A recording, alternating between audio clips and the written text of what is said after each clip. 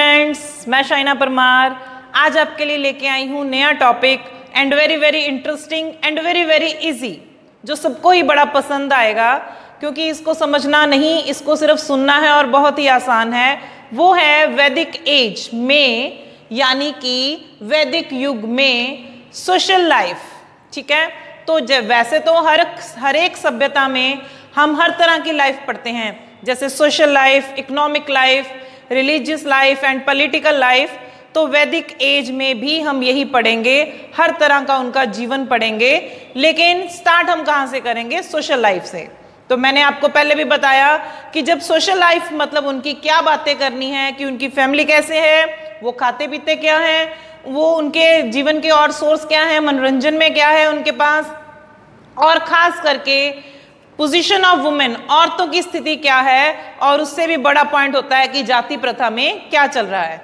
तो ये सारी सोशल लाइफ आज हम पढ़ने जा रहे हैं वैदिक एज में।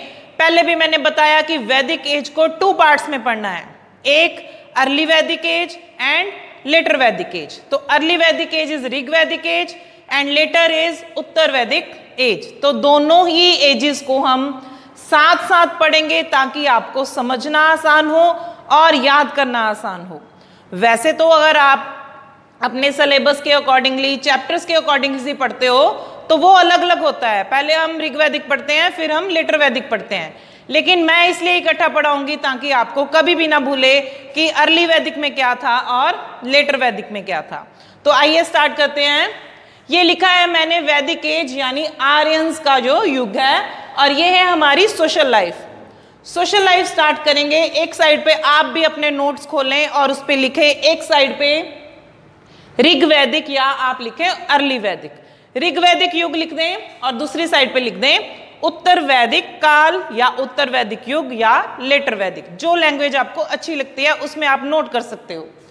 तो ये हमने इन दोनों के कंपैरिजन में और इस हिसाब से पढ़ना है कि हमें कभी ना भूले। तो सबसे पहले जब भी सोशल लाइफ स्टार्ट करेंगे तो हम क्या पढ़ेंगे? फैमिली लाइफ, कि उनका जो घर है, उनकी फैमिली है, उनके परिवार हैं, वो कैसे हैं। तो सबसे पहले हम पढ़ते हैं ऋग वैदिक में उनकी फैमिली लाइफ। तो ये हमें कहाँ से पता चली? तो हमें किसी ने बताने नहीं आना या हमारे साथ नहीं हो रहा है। तो हमने क्या पढ़ा है? हमने वेद पढ़े हैं, उनके वो सारे लिटरेचर को पढ़ा है जिसमें ये सब कुछ मेंशन किया गया है। तो इसमें अंदाज़ा कम है। जैसे हमने हड़प्पा सिविलाइजेशन पढ़ा था तो अंदाजे ज़्यादा थे, लेकिन इसमें कम है क्योंकि काफ़ी कुछ हमारे पास लिटरेचर में है। तो आप इसके लिए पिछला लेक्चर देख सकते हैं जिसमें हमने वैदिक लिटरेचर की बात की है। ये है उनकी फैमिली लाइफ यानी उनका परिवार। तो ज़्यादातर परिवार थे ज्वाइंट फैमिलीज, जिन्हें हम कहते हैं संयुक्त परिवार। आपके घरों में भी ज़्यादातर आपने देखा होगा, दादा दादी, माता पिता, चाचा चाची, उनके बच्चे, आप, या घर में हो और परिवार, जब तक बुआ की शादी नहीं हुई है वो, या कुछ और भी तरह के सदस्य जब इकट्ठे रहते हैं तो उसे कहते हैं ज्वाइंट फैमिली। और ज्वाइंट एंड न्यूक्लियर 2 तरह की फैमिलीज होती हैं। तो जो छोटे परिवार होते हैं उनमें माता पिता और बच्चे ही होते हैं, शादी होगी तो सब अलग हो जाते हैं। लेकिन ज्वाइंट फैमिली का जो एक प्रचलन चलता आ रहा है वो कब से है? ऋग वैदिक एज से है। तो सारा परिवार इकट्ठा रहता था। घर में सबसे बड़ा व्यक्ति जो था उसको कहते थे गृहपति। अब यहाँ पे देखिए हिंदी में भी लिखा है, पंजाबी में भी लिखा है, आप ध्यान से देख सकते हैं और नोट कर सकते हैं।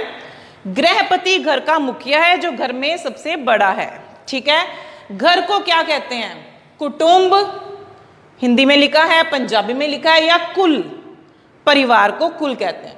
सो जो घर का मुखिया है उसे गृहपति या कुलपति भी कहते हैं। तो ये है हमारे घर के मुखिया की बात। ठीक है, लेकिन साथ में हम ये भी बताएंगे कि ये लोग कौन थे।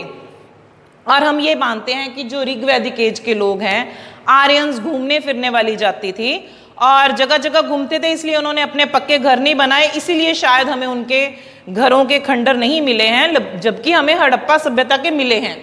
तो ये घूमने फिरने वाले लोग थे, अलग अलग गाँव में जाके रहते थे, सीजन के अकॉर्डिंग काम करते थे, खेती बाड़ी करते थे, पशुपालन करते थे, और वहाँ पे वो उस समय तक रहते थे जब तक उनके वहाँ से सारे उनको ज़रूरत की चीज़ें मिल रही हैं। और ये इनके घर कैसे थे? लकड़ी के घर बनाते थे। ठीक है, तो लकड़ी के घर नेचुरल डिजास्टर्स की वजह से खत्म हो जाते हैं, तो हमारे पास उनके सबूत नहीं है। लेकिन याद करने बात जो हमने याद रखना है वो क्या बात है कि घर का मुखिया गृहपति या कुलपति कहलाता है और उनके घर को कुटुंब या कुल कहा जाता है। और सबसे इम्पॉर्टेंट बात क्या है, जो परिवार का मुखिया वो घर का ध्यान रखता है, सारी जिम्मेवारी निभाता है, अपने बच्चों का ध्यान रखता है, उनमें अच्छी बातें भरता है उनके दिमाग में ताकि वो इकट्ठे मिलके रहे। और इससे इम्पॉर्टेंट क्या है, वो अपने बच्चों का ये भी ध्यान रखता है कि उनके बाल विवाह नहीं करने हैं। तो परिवार ऐसे थे कि वो बाल विवाह नहीं करते थे, और अगर उनके घर में किसी की कोई विधवा हो जाती थी, किसी के पति की मृत्यु हो जाती थी, उसकी शादी दोबारा करते थे ताकि उसको अपने जीवन में आराम से अपना जीवन वो व्यतीत कर सके। बॉय और गर्ल, लड़का और लड़की में कोई फर्क नहीं था। हालांकि हमने ये भी पढ़ा है कि जो ऋग्वैदिक काल है उस समय में लड़कियों की स्थिति बहुत अच्छी थी, घर में ज्यादा डिमांड लड़कियों की होती थी लड़कों से भी ज्यादा। तो एक समय जब भारत हमारा, जिसका जो प्राचीन हम पढ़ रहे हैं, जो हमारे पूर्वज हैं उनके बारे में पढ़ रहे हैं, तो उस समय लड़कियों की स्थिति बहुत अच्छी थी। और आप देख सकते हो कि एक टाइम ऐसा भी आया जब ये लड़कियों की स्थिति हमारे देश में खराब होती रही और लोगों ने तो गर्ल चाइल्ड को मांगना ही बंद कर दिया। तो ये है हमारा फैमिली लाइफ किसका, ऋग्वैदिक का। साथ ही हम आ जाते हैं लेटर वैदिक में। तो जो इनकी फैमिली लाइफ है वो एज इट इज इनके जैसी ही है, बड़े परिवार हैं, ज्वाइंट फैमिलीज हैं, ठीक है। और मोर ओवर घर में मुखिया गृहपति ही है, जिसको कुलपति भी कहते हैं, कुल हैं। लड़का लड़की में कोई ज़्यादा फर्क नहीं है, लेकिन बदलाव आना शुरू हो गया है। लेकिन पिता की यही हमेशा कोशिश रही है कि वो अपने बच्चों को बराबरी में रखे, लेकिन समाज में बदलाव आना शुरू हो गया है, औरतों की पोजीशन में बदलाव आना शुरू हो गया है। अदरवाइज परिवार में बाकी सब ऑलमोस्ट वैसा ही है कि वो इकट्ठे रहते हैं, उनके घर वैसे हैं, और उनका जो जीवन है वो सब परिवार का जो मेन डिसीजंस हैं वो घर के सबसे बड़े आदमी पे ही हैं, जैसे कि पिता अगर घर का मुखिया है। तो ये हमारा फर्स्ट पॉइंट। तो इसमें कुछ ज़्यादा चेंजेस नहीं है। तो यहाँ से तो हम देखते हैं कि बहुत ईजी था, लेकिन आगे बिल्कुल बदलाव आ जाते हैं। यहाँ पे आता है second point, position of the women. समाज की बात करेंगे तो दो चीजों की बात जरूर करेंगे, एक औरत की स्थिति और एक जाति पाति की, ठीक है। क्यों करेंगे औरत की स्थिति की बात, क्योंकि हम देख सकते हैं आज हमारे समाज में औरत की स्थिति क्या है। औरत के ये फेमिनिज्म को और औरतों को बढ़ावा देने के लिए बहुत सारे हमारे यहाँ पे मूवमेंट्स चलाई गई हैं, अभी भी कोशिश में लगे हुए हैं पोजीशन ऑफ वुमेन को ठीक करने के लिए। हालांकि हम ये कह सकते हैं कि काफ़ी ठीक हो गई है, तो अब बोलते हैं कि फेमिनिज्म है, ये है। तो अगर आप देखो कि ऋग्वैदिक काल में फेमिनिज्म पहले ही सही था, लेकिन बीच में ऐसा समय आया कि फेमिनिज्म को खत्म कर दिया गया। वो कौन लोग थे, किन्होंने ऐसा किया, यही सब हम अपनी एशियंट इंडियन कल्चर में पढ़ते हैं कि वहाँ पे ऐसा क्या हो रहा था। तो पोजीशन ऑफ वुमेन में ये कहते हैं कि ऋग्वैदिक काल में औरतों की स्थिति बहुत ही अच्छी थी। घर में बेटी हो ये डिमांड की जाती थी, बेटी के साथ अच्छा व्यवहार किया जाता था, उनको जबरदस्ती उनकी शादी नहीं की जाती थी कि चलो जाओ छोटी उम्र में ही शादी कर दो, बोझ उतरे। हालांकि ऐसा किया जाता था कि जब शादी करनी है तो स्वयंवर रचाए जाते थे, उनको पूरी परमिशन थी कि तुम अपनी मर्जी से कोई भी वर चुन सकते हो। आपने देखा होगा रामायण में सीता का स्वयंवर हुआ था और द्रौपदी ने भी स्वयंवर रचा था। तो आप देख सकते हो कि कैसे उस समय की ही बात कर रहे हैं हम वैदिक एज में। तो हालांकि बहुत जगह पे हम देखेंगे पोजीशन ऑफ वुमेन चेंज हुई है, लेकिन ऋग्वैदिक काल में पोजीशन ऑफ वुमेन बहुत बढ़िया थी। औरतों की स्थिति बहुत अच्छी थी, घर से बाहर निकलती थी, पढ़ती थी, लिखती थी। देखो अब खास चीज क्या है इसमें देखने वाली, ये देखिए, ये कुछ नाम लिखे हैं मैंने, अपाला, विश्ववरा, लोपा, मुद्रा, घोषा, निवावरी। ये नाम अच्छे से याद कर लो। ये ऋग्वैदिक काल में उन औरतों के नाम हैं जिन्होंने मंत्र लिखे हैं, ठीक है। तो ये ऋग्वेद के 10वें मंडल में आप इन मंत्रों को भी पढ़ सकते हैं। इनके वहां पे मंत्र ऋग्वेद में ऐड किए गए हैं। इनको हम ऋषि मुनियों जैसा उच्च स्थान देते हैं। तो मीन्स अगर औरतें लिटरेचर लिख रही हैं, कुछ मंत्र लिख रही हैं और वो हमारी धार्मिक पुस्तकों में है, तो यहीं से क्लियर हो जाता है कि उनकी पोजीशन बहुत अच्छी थी। तो अगर हम इनके सेकंड पॉइंट में आते हैं लेटर वैदिक में, तो पोजीशन ऑफ वुमेन चेंज हो गया, बदल गया। क्या बदल गया? सबसे पहले तो प्रॉपर्टी राइट ही खत्म हो गया। क्या? संपत्ति का अधिकार। तो उनकी जो जायदाद है वो अब औरतों को नहीं मिलेगी। तो मैंने ये बात यहाँ पे क्यों नहीं की, क्योंकि मैंने बताया कि वो लड़कों के इक्वल हैं, तो उनको सारे अधिकार हैं। इसलिए हमने जायदाद की बात ही नहीं की, शायद उस वक्त वहां पे जायदाद की कोई बात ही नहीं होती थी। अंडरस्टूड था कि अगर लड़कियां हैं लड़के हैं तो सब बराबर हैं। लेकिन यहाँ पे क्यों बात हो रही, क्योंकि बदलाव आ गया। तो पहले तो उनको प्रॉपर्टी से अलग कर दिया गया, तो उनको ये सोच लिया गया कि जब शादी होगी तो कुछ हम उनको साथ में गिफ्ट वगैरह देके यही उनकी प्रॉपर्टी है। तो लेकिन इसके अलावा उनको बाकी प्रॉपर्टी में बाहर निकाल दिया गया। तो इसके अलावा उनको जो धार्मिक रीति रिवाज होते थे घर में, पहले ऋग्वेद काल में क्या था, वैसे हम जब रिलीजियस लाइफ पढ़ेंगे तब बताऊंगी, लेकिन फिर भी बता दूं, घर में कोई फंक्शन है तो वो सारा फंक्शन, रिचुअल्स हैं जो घर के रीति रिवाज हैं, वो घर की औरत से ही करवाए जाते थे। कोई भी यज्ञ करना है या कुछ भी काम करना है। लेकिन अब क्या हुआ, इस समय में उत्तर वैदिक काल में, लेटर वैदिक में औरतों की पोजीशन चेंज होगी। अब वो सारे काम कौन कर रहे हैं, ब्राह्मण कर रहे हैं। तो उनके रिलीजियस राइट्स भी उनसे छीन लिए गए। इसके अलावा उनको ये शिक्षा दी जाने लग पड़ी कि अब आप अपने पति की दासी हो, तो आप पति की ही पूजा करें, वो चाहे अच्छा है चाहे बुरा है उसके साथ ही रहें, ठीक है। तो ऐसी स्थिति में औरतों की स्थिति खराब होनी ही थी, क्योंकि घर से ही सिखा के भेज दिया गया कि अब पति जैसा भी है उसके साथ रहो, तो वो वापस तो आ नहीं सकती, क्योंकि प्रॉपर्टी राइट नहीं रहा। तो वापस जाएंगी तो वहां पे भी क्या करेंगी। इसके अलावा चाइल्ड मैरिज भी वहां पे हमें कुछ मिलते हैं ऐसे लिखे हुए लेख, यहाँ पे पता चलता है कि शायद छोटी लड़कियों की शादी भी होने लग पड़ी। अब इसके लिए हमें लिटरेचर की तरफ ध्यान देना पड़े तो हमें याद आती है मनुस्मृति। मैंने आपको बताया था कि मनुस्मृति लिखी गई उत्तर वैदिक काल में, लेटर वैदिक में। तो ये जो मनु है उसने औरतों के बारे में बहुत कुछ लिखा। उसमें से कुछ लाइनें आपको बताती हैं कि मनु ये कहता है कि जो औरत लड़के को जन्म नहीं देती, सिर्फ ये लड़के की बात हो रही है, ठीक है, लड़के को जन्म नहीं देती तो उसे 8वें साल में छोड़ दो। यही मनुस्मृति में इस समय की पोजीशन में ये लिखा है कि अगर उसका बच्चा पैदा होते ही मर जाता है एक औरत का, ऐसे 10 साल तक देखो, अगर 10 साल तक यही प्रॉब्लम आ रही है तो उस औरत को भी छोड़ दो। फिर इसी समय में मनु ये बताता है कि अगर वही औरत उत्तर वैदिक काल की 11 साल तक देखो कि अगर वो लड़कियों को ही जन्म दे रही है, एक लड़की होगी, 2 हो गई, और अभी तक 11 साल हो चुके हैं और लड़का नहीं हुआ, तो उस औरत को भी छोड़ दो। तो ये पोजीशन ऑफ वुमेन कैसे चेंज हो रही है। उस समय का एक लिख रहा है कोई लिटरेचर लिखने वाला, वो ये कह रहा है कि ऐसी औरत को छोड़ दो तो लोगों के ऊपर इंपैक्ट पड़ेगा।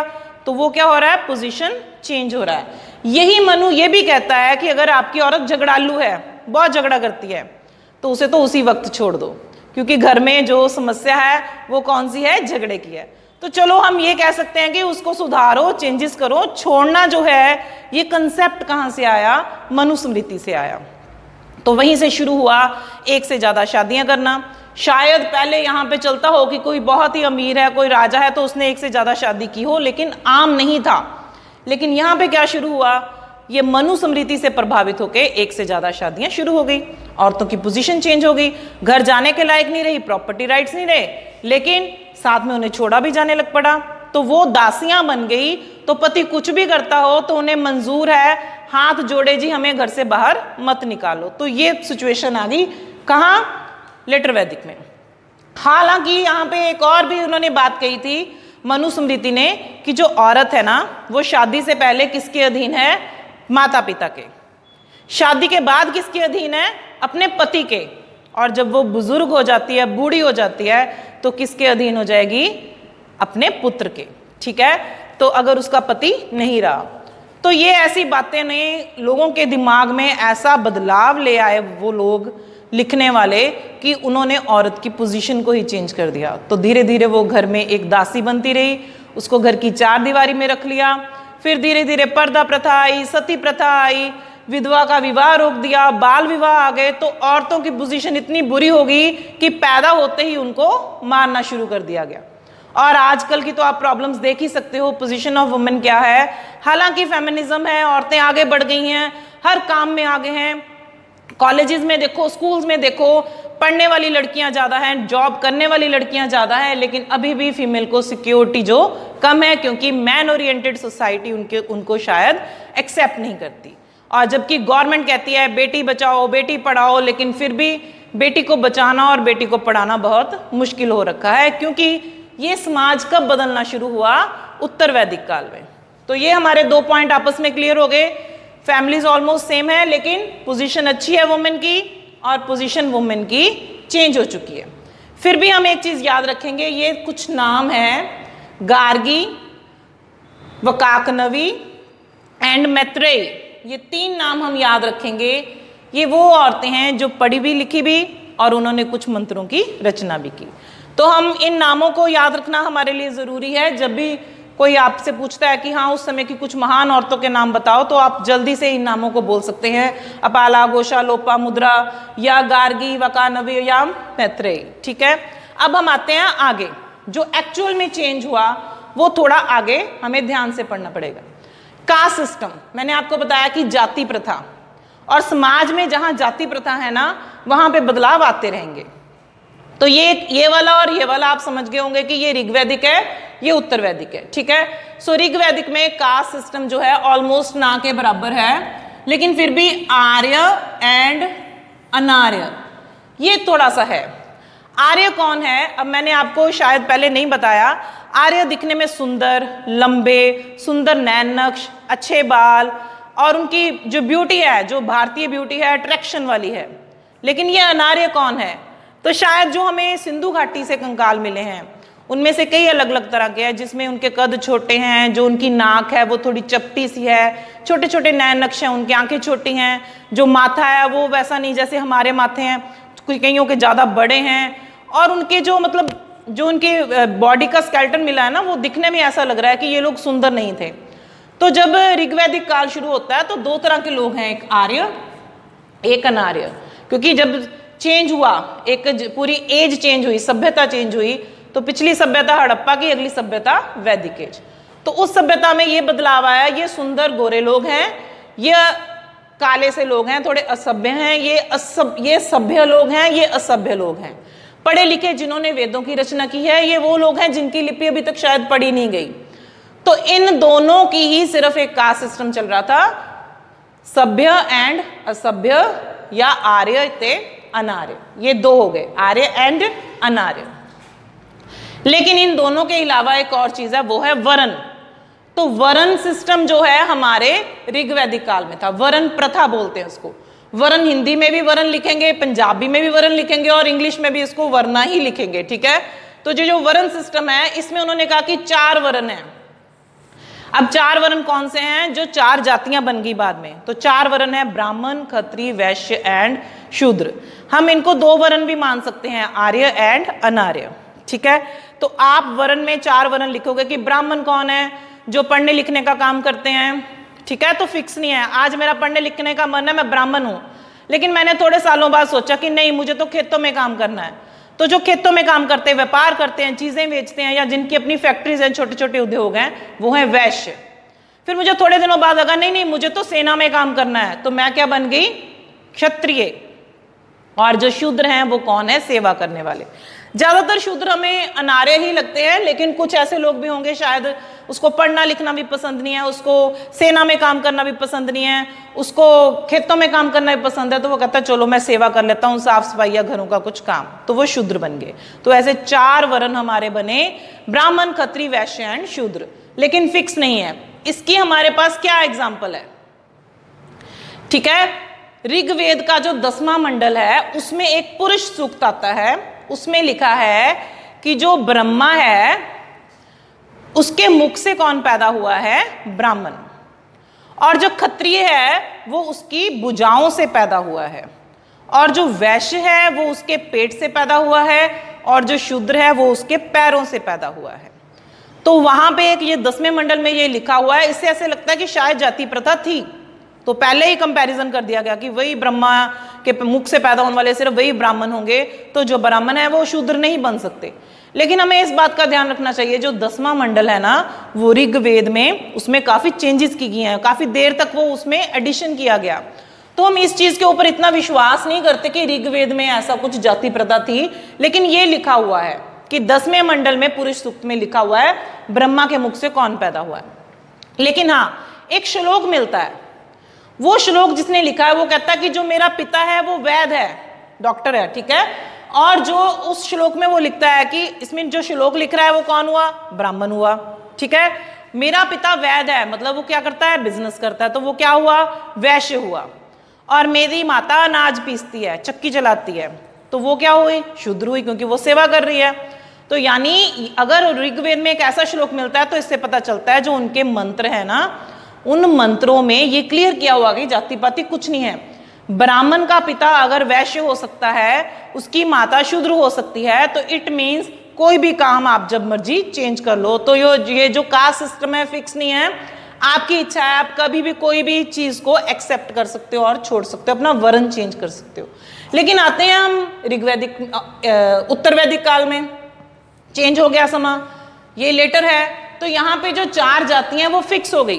कौन सी 4 जातियां, ब्राह्मण, क्षत्रिय, वैश्य एंड शूद्र। तो ब्राह्मणों ने ये सोच लिया कि अगर हम पढ़ रहे हैं तो हमारे बच्चे ही पढ़ेंगे, किसी शूद्र का या किसी क्षत्रिय का बेटा आके हमारे पास नहीं पढ़ेगा। तो उन्होंने फिक्स कर दिया और बाकियों को पढ़ाना बंद कर दिया। तो पहले तो उन्होंने लॉक लगा लिया कि अब हम नहीं किसी को काम करने देंगे। फिर आए क्षत्रिय, फिर उन्होंने सोचा हम सेना में हैं, हम राजा की सेवा करें तो हमारे ही परिवार के लोग आगे जाए।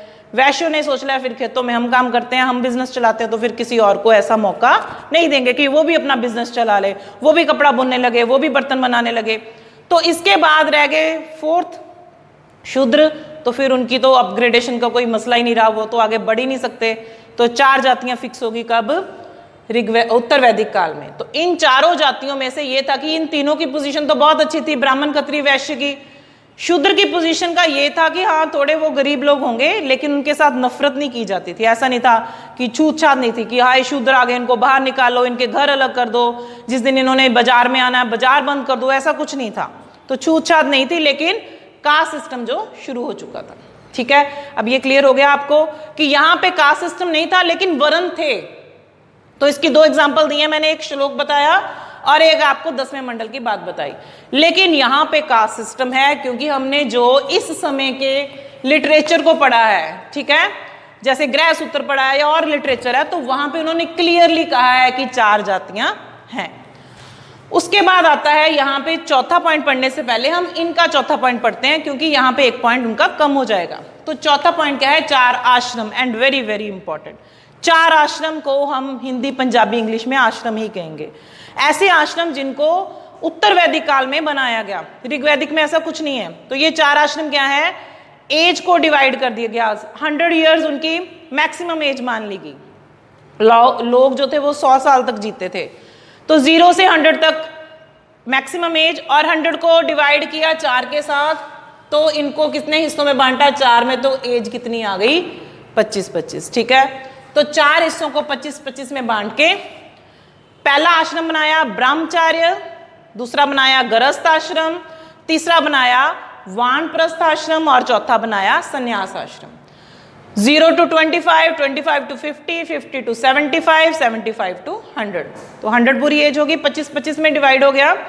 लेकिन ऐसा नहीं था कि जो फर्स्ट आश्रम है हमारा ब्रह्मचार्य, कि बच्चा पैदा हुआ और आश्रम में छोड़ आए। तो वो जो ब्रह्मचार्य आश्रम है उसमें 5 साल से वो आश्रम में जाता था बच्चा, उसको बड़ा होने तक, जब तक वो सब समझ जाता था फिर उसको आश्रम में भेजते थे। तो पहला आश्रम है ब्रह्मचार्य। क्या है इसमें, ये 4 आश्रम वेरी इंपॉर्टेंट क्वेश्चन है, इनको याद रखना है। तो पहले आश्रम में क्या है, 5 साल का बच्चा हुआ और कहाँ छोड़ाए। अब ये प्रथा बदल चुकी है। पहले घर में बच्चे रहते थे, माता पिता से पढ़ते थे, अपने बड़े बुजुर्गों से पढ़ते थे, लेकिन अब किससे पढ़ना है, अब गुरु से पढ़ना है। वो गुरु कौन है, वो ब्राह्मण है। वो ब्राह्मण कौन है, जिसकी सबसे पहले जाति में सबसे उच्च स्थान है।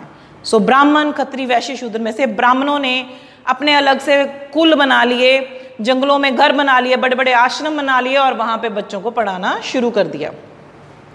तो 5 साल का बच्चा जंगल में जाता है, जहाँ पे उनका जंगल मतलब जहाँ पे उनका आश्रम है, वहां जाता है, पढ़ता है, लिखता है, सब कुछ सीखता है। घर कैसे चलाना है, परिवार का पालन कैसे करना है, हमारे रीति रिवाज क्या हैं, संस्कार क्या हैं, घर में क्या होना चाहिए क्या नहीं होना चाहिए, हर तरह की एजुकेशन, शिकार करना तक सिखाया जाता था। तो कहाँ से मिलती थी, ब्रह्मचार्य आश्रम से। फिर उसको 25 साल का होने पे घर भेज देते थे। फिर शुरू होता था गृहस्थ आश्रम। गृहस्थ क्लियर है, गृहस्थी, घर में रहना, शादी होना, बच्चे होना, बच्चों का पालन पोषण, बच्चों को आगे आश्रमों में भेजना, घर की व्यवस्था ठीक करना, माता पिता की सेवा करना, हर एक चीज किसमें आ गई, गृहस्थ आश्रम में। 25 से 50 साल तक वो अपने गृहस्थ आश्रम में काम करता है। फिर आता है वानप्रस्थ आश्रम। 50 साल का होने के बाद फिर उसको थोड़ी आज़ादी मिलती है और कहा जाता है कि अब तुम अपने घर बार की तरफ ध्यान देना मतलब बंद करो, बच्चे तुम्हारे जा चुके हैं ब्रह्मचर्य आश्रम में, अब तुम्हारे माता पिता भी शायद घर में नहीं रहे क्योंकि वो अपना संन्यास आश्रम कर चुके होंगे। तो वानप्रस्थ में क्या करना है, जिस व्यक्ति ने, सिर्फ पुरुषों के लिए है, तो उसने क्या करना है, घर बार छोड़ देना है, जंगलों में जाके तपस्या करनी है, मांग कर खाना है लोगों के घरों में जाके, और अपने परिवार को भूलने की कोशिश करनी है क्योंकि उसने अभी किसकी तरफ ध्यान लगाना है, भगवान की तरफ। तो उसने अपने किए हुए बुरे कर्मों का जो उनकी पछतावा करना है और लोगों में अच्छे कर्मों को करने के लिए उनको बढ़ावा देना है। तो ये 25 साल वो यही काम करेगा और उसके बाद आता है संन्यास आश्रम।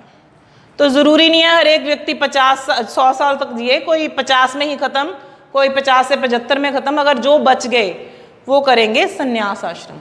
तो वो संन्यास में क्या होगा, अब उनका परिवार से कोई लेना देना नहीं, जंगलों में चले जाते हैं दूर।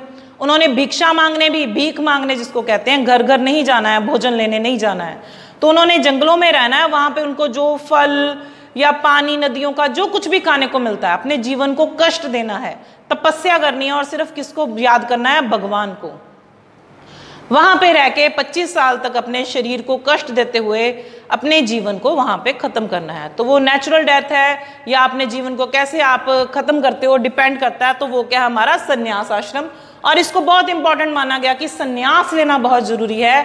ये जो हम अपनी इच्छाओं की वजह से चक्कर लगाते रहते हैं जीवन में, तो उसको खत्म करना जरूरी है। ठीक है, तो उसके बाद है हमारा, तो हम ये पढ़ रहे थे कि उनका जो कास्ट सिस्टम कैसा है। ठीक है, मैंने अभी आपको बता दिया कि कास्ट सिस्टम, ऋग्वैदिक एज में हम कास्ट सिस्टम नहीं मानेंगे, लेकिन हम उत्तर वैदिक में कास्ट सिस्टम मानेंगे। तो उसके बाद बड़ा इंपॉर्टेंट पॉइंट पढ़ा हमने, 4 आश्रम। ठीक है, ये बड़ा ही इंपॉर्टेंट है और कैजुअली हम इसे यूज करते हैं बताने के लिए कि ऋग्वैदिक एज में 4 आश्रम नहीं थे, लेकिन उत्तर वैदिक एज में ये हमारे पास 4 आश्रम आ गए हैं। ठीक है, तो उसके बाद आ जाता है उनका फूड, खाना पीना क्या था। तो ये बड़े सिंपल से पॉइंट है, दोनों का खाना पीना ऑलमोस्ट सेम है, वही दालें सब्जी वही सब कुछ सेम है, दाल वही खाएंगे, सब्जी वही खाएंगे, वो कनक, वो चावल, वो सब कुछ सेम होगा। लेकिन हाँ, कहीं पे हमने पढ़ा है कि शायद ऋग्वैदिक काल में उनको नमक के बारे में, नमक जिसे हम सॉल्ट बोलते हैं, तो शायद ज्ञान नहीं था। तो मैंने आपको पहले भी बताया कि ऋग्वेद में बात ही नहीं की गई है। इसके अलावा इस समय के लोग जो थे वो सोमरस पीते थे और वो एक धार्मिक पीने वाली चीज थी, धार्मिक उत्सवों में पी जाती थी, तो इसे बुरा नहीं माना जाता था, लेकिन शायद वो कोई नशीली चीज थी और उसमें यह बताया गया कि उसे दूध में डाल के पीते थे। लेकिन एक बुरी चीज भी थी, वो थी सुरा, जो ऋग्वैदिक काल में पी जाती थी। तो शायद जैसे आज के समय में हमें शराब पीना बुरा समझा जाता है, तो उस समय में सुरा को बुरा समझा जाता था। इनका भोजन भी वो सेम ही है, फूड और सब कुछ वही खाते पीते हैं, सोमरस सुरा सब कुछ है, लेकिन एक चीज चेंज है कि ये लोग मांस नहीं खाते थे।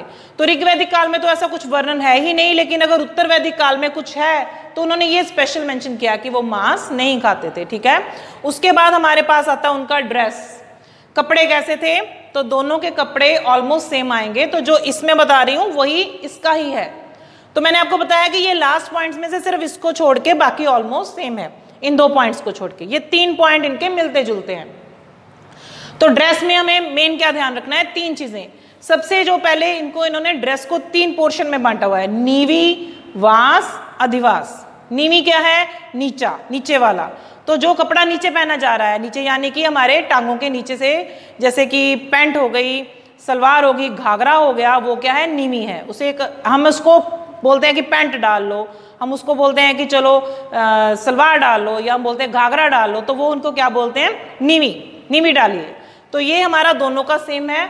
वास, जैसे हम बोलते हैं शर्ट डाल लो, टी शर्ट डाल लो या टॉप डाल लो, तो वो क्या कहते हैं कि वास पहनो, वो वास पहनते थे। हमारे यहाँ पे अब अलग अलग चीजें आती हैं कि टॉप लेना है मुझे, शर्ट लेना है मुझे, तो टी शर्ट लेना है, ऐसे नहीं, वो कहते थे वास है वो। और अधिवास क्या है, जो सिर पे लेने वाला उनका कपड़ा है, वो दुपट्टा भी हो सकता है, शॉल भी हो सकता है, जैसे गले में लेने वाला। तो 3 हिस्सों में बांट दिया, नीवी, वास, अधिवास। 3 तरह का कपड़ा था, लेकिन उसमें जिनकी वैरायटीज थी वो क्या था, सूती भी था, रेशमी भी था, ऊनी भी था, और कढ़ाई वाला भी था, और प्लेन भी था। तो वो हर तरह का कपड़ा पहनते थे।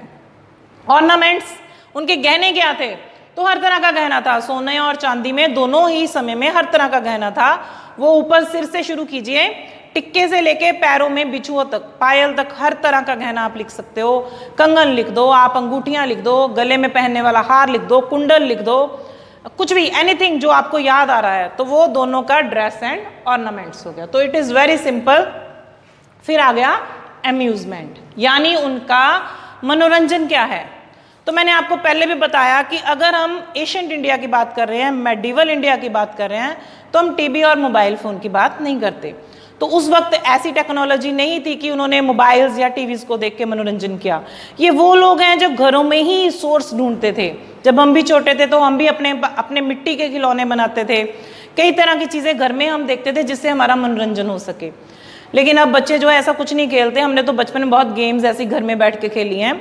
तो वो लोग अपने घर में मनोरंजन देखते थे, किससे हो सकता है? तो सोचो, सिंगिंग से, गाना गाने से, डांस से, नाच गाने से, या कोई नाटक देख लेना, या घर में बैठ के कोई आपस में खेल खेल लेना, या जुआ खेल लेना, या शिकार करने चले गए, या पशु पंछियों की कोई उन्होंने लड़ाई वगैरह करवा ली।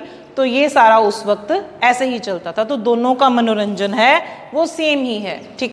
तो ये तो हमारे लिए बहुत आसान रहा, ठीक है, दोनों का जो उसमें कंपैरिजन ही नहीं रहा कुछ। तो यहाँ पे भी यही लिख दो, यहाँ पे भी ऐसे ही लिख दो। नेक्स्ट आता है एजुकेशन। इसमें थोड़ा चेंज आया। मैंने आपको बताया कि ऋग्वैदिक काल में हमारे पास एजुकेटेड वुमेन भी हैं, ठीक है। तो पढ़े लिखे लोग जिन्होंने वेद लिखे हैं, जिन्होंने ब्राह्मण ग्रंथ लिखे हैं, उपनिषद लिखे हैं, इतना लिटरेचर लिखा है, मतलब एजुकेशन तो था। तो वो पढ़ते थे और उनका एजुकेशन ही हमारे काम आ रहा है। उसी लिपि को हम पढ़ते रहे, काफ़ी देर तक हमने उसको पढ़ा है। तो ये एजुकेशन था। घरों में पढ़ते होंगे लोग, माता पिता पढ़ाते होंगे, या कोई पढ़ा लिखा साथ में है उसके घर जाके पढ़ते होंगे। तो ऐसा कहीं पे भी कोई सीन नहीं आता हमारे पास कि वो आश्रम में पढ़ने जाते थे या स्कूल बने हुए थे, ऐसा कुछ नहीं था, ठीक है। तो ये लोग पढ़ते थे कहाँ? अपने ही बुजुर्गों से। तो एजुकेशन तो था। ये हम एजुकेशन में वुमेन का भी क्लियर करेंगे कि ये पढ़ी लिखी स्त्रियाँ हमारे पास थी। लेकिन यहाँ पे चेंज क्या आया? एजुकेशन कहाँ शुरू हो गया? ब्रह्मचार्य आश्रम में। तो ये भी क्लियर है कि लड़के ही जाएंगे, लड़कियां तो नहीं जाएंगी। तो इट मीन्स एजुकेशन लिमिटेड हो गया। अब पढ़ाएगा सिर्फ ब्राह्मण, पढ़ेंगे सिर्फ वो लोग 3 जातियों के जो आश्रम में जा रहे हैं, उनकी भी कैटेगरीज होंगी। और पढ़ेंगे किससे? उसी पंडित से, उसी ब्राह्मण से पढ़ेंगे जिसको ज्ञान है, और कोई पढ़ा नहीं सकता। और सबसे इंपॉर्टेंट बात क्या है? लड़कियां तो जा ही नहीं सकती। तो वुमेन की एजुकेशन में पक्का बदलाव आया होगा। लेकिन फिर ध्यान रखें कि कुछ पढ़ी लिखी औरतें हमारे पास यहाँ पे भी हैं। तो शायद इन्होंने अपने घर के आसपास लोगों से या अपने माता पिता से पढ़ाई की होगी, लेकिन एजुकेशन थी जो अच्छी ही थी। और इतना ग्रंथ लिखे हुए हैं हमारे पास, वैदिक लिटरेचर वाला आप लेक्चर सुने, उसमें देख सकते हैं कि उत्तर वैदिक काल में बहुत सारा लिटरेचर लिखा गया। तो एजुकेशन तो थी। लास्ट पॉइंट आता है हमारे पास मॉरलिटी का। लेकिन फर्क क्या है? इधर मॉरलिटी है, उधर रीति रिवाज है, कस्टम्स हैं।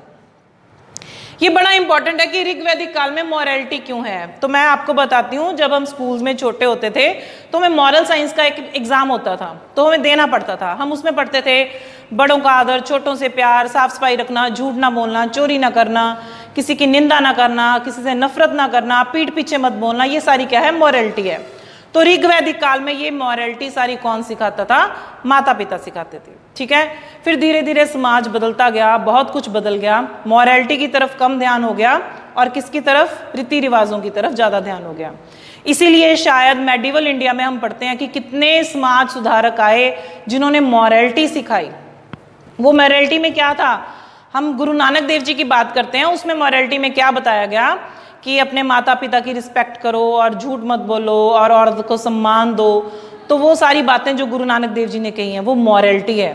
लेकिन दोबारा बतानी पड़ रही है, और कब से चल रही है? ये ऋग्वैदिक एज से चल रही है। तो इस मॉरलिटी को खत्म किसने किया? उत्तर वैदिक काल के कस्टम्स ने, रीति रिवाजों ने। पर सारे रीति रिवाज बुरे नहीं होते, कुछ अच्छे भी होते हैं, लेकिन रीति रिवाज तो आ गए।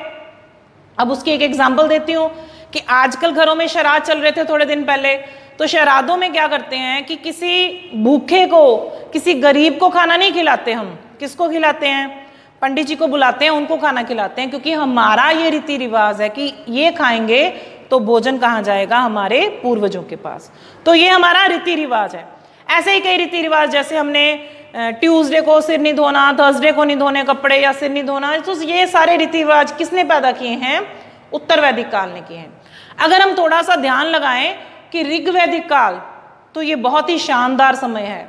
इसमें ऐसा कुछ नहीं है, ना कोई जात पात है, ना ही औरतों की पोजीशन खराब है, ना ही कोई बाल विवाह है, ना ही सती प्रथा है, ना ही पर्दा प्रथा है, और सबसे बड़ी बात मॉरलिटी है। ऐसा कुछ नहीं है कि इस दिन खाना है, इस दिन नहीं खाना है, इस दिन ये नहीं करना, इस दिन हमने कपड़े नहीं धोने, इस दिन हमने सिर नहीं धोना, बिल्ली रास्ता काट गई, ऐसे कुछ भी रीति रिवाज नहीं है। ये कब पैदा हुए? ये उत्तर वैदिक काल के बाद पैदा होने शुरू हुए। ठीक है, शुरुआत हो गई रीति रिवाजों की और वो बढ़ते गए। बहुत सारे समाज सुधारक आए, नए धर्म भी शुरू हुए, सब कुछ खत्म भी करना चाहा लेकिन खत्म नहीं हो सका, क्योंकि हम अपना बेस भूल गए। हमारा बेस क्या था? ऋग्वेद, लेकिन हम बदल किस में गए? लेटर वेद में। ठीक है, और बदलते आज हम इस जगह पे खड़े हैं कि आप खुद देख सकते हो कि आप कितने रिचुअल्स में फंसे हुए हो। जन्म के समय इन्होंने जन्म के समय, मरने के समय बच्चे का नामकरण कर दिया, शादी के समय इतने रीति रिवाज हो गए, हम भी उसमें से बाहर नहीं निकल पाए। बच्चे का जन्म होता है और जो उसके फंक्शन शुरू हो जाते हैं, फिर शादी आती है, वहाँ पे इतने फंक्शन। हालांकि कई धर्मों ने इसको बदलने की कोशिश की, सिंपल मैरिजेस बताई और रीति रिवाज खत्म करने चाहे, लेकिन वो सब खत्म नहीं हुआ। उन धर्मों के जो गुरु रहे होंगे वो भी सोच रहे होंगे कि मैंने क्या शुरू किया था, और आज फिर से वही समाज उन्हीं रीति रिवाजों में फंसा पड़ा है। सिर्फ एक नाम का बदलाव आया है, वो धर्म है, अदरवाइज सब कुछ वैसे ही है। तो अगर हम ध्यान दें कि हमें ऋग्वैदिक एज के अकॉर्डिंगली रहना है तो जीवन बहुत ही सरल होगा, लेकिन अगर हमें बदलाव मंजूर है तो जीवन काफ़ी कठिन है। तो एक बार फिर से ध्यान दें, फैमिली ऑलमोस्ट सेम है, ज़्यादा फर्क नहीं है, ज्वाइंट फैमिलीज हैं एंड सो सब कुछ ठीक है, लेकिन पोजीशन ऑफ वुमेन में बदलाव आ गया है। तो ये हालत यहाँ पे खराब होनी शुरू हो गई है। कास्ट सिस्टम में भी बहुत बड़ा बदलाव है। यहाँ पे कोई कास्ट नहीं है, आर्य अनार्य है और वर्ण है, कोई भी काम कर सकते हो, कभी भी बदल सकते हो, लेकिन यहाँ पे फिक्स हो गया, अब आप अपना काम नहीं बदल सकते। उसके बाद आश्रम में तो जाना ही पड़ेगा, क्योंकि ये इस समय की मेन प्रथा है। फिर ये सब कुछ सेम है, इनका खाना पीना, कपड़े और मनोरंजन के साधन। एजुकेशन में थोड़ा सा बदलाव आ गया कि अब वो आश्रमों में जाके ही एजुकेशन लेंगे। और लास्ट है मॉरलिटी कम हो रही है और क्या बढ़ रहा है? रीति रिवाज। तो ये है हमारा सामाजिक जीवन, जो बहुत ही इंटरेस्टिंग है और बहुत इजी वे में आपको याद रखना है अगर आप कंपैरिजन में पढ़ते हो।